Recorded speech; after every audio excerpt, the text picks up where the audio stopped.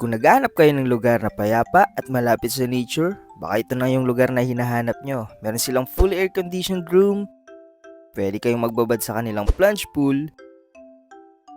tanaw ang Mount Arayat view, at yung napaka-romantic na lugar, and tanaw yung city lights.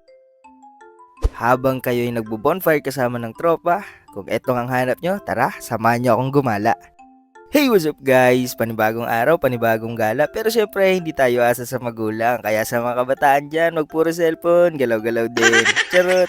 Sobrang tagal na kasi naming pinaplan mag-camping pero hindi matuloy-tuloy. Kaya ito na siguro yung alternative way para lang matuloy yon. At hindi lang yon, super special ng video na to kaya panoorin nyo hanggang dulo. Andito nga pala tayo ngayon sa Alteza Cabins. Dito lang yan sa Magalang, Pampanga.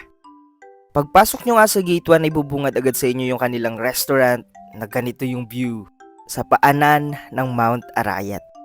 Weekends nga pala kami nagpunta rito, so 3 PM yung aming check-in, and kapag weekdays naman 2 PM yung kanilang check-in. 2 PM nga kami nakarating dito at buti na nga lang pwede daw kaming mag-early check-in at hinatid kami agad ni ate dito sa aming cabin.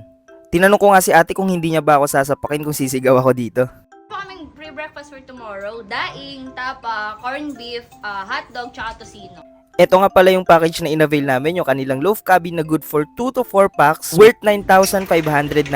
Pero maximum of 6 packs itong kanilang loaf cabin. Since 5 kami, nag-add kami ng additional 899 para sa additional bed.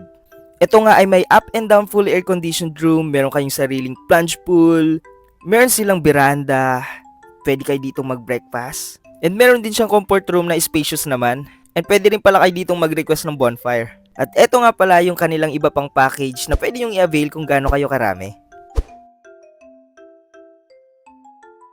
Kaya kung naghahanap talaga kayo ng place kung saan magliliwaliw or mag-unwind na may privacy, nako, bagay na bagay sa inyo tong Alteza Cabins. Habang nga kami nakatambay dito ay may nakita kaming nagpipre na photoshoot. Hindi ko nga lang alam yung kanilang rates, so better i-message nyo na lang yung kanilang Facebook page. Sobrang cozy, calm ng lugar, kaya perfect na perfect talaga ito kasama yung loved ones or barkada.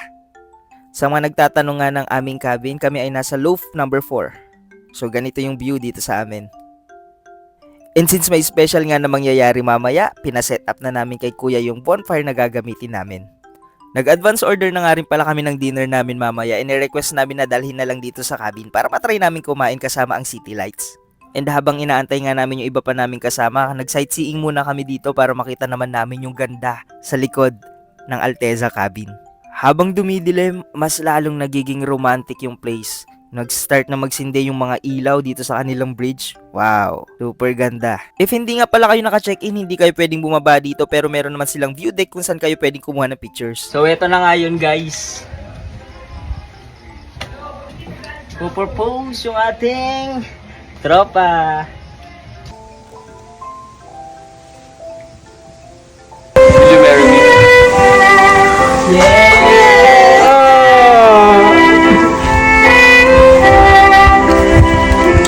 O diba? Sana all.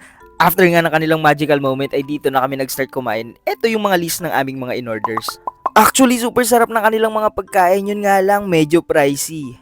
Pero since sinabi namin na minsan lang naman namin ma-experience ito at meron naman nangyaring momentous event, okay na to.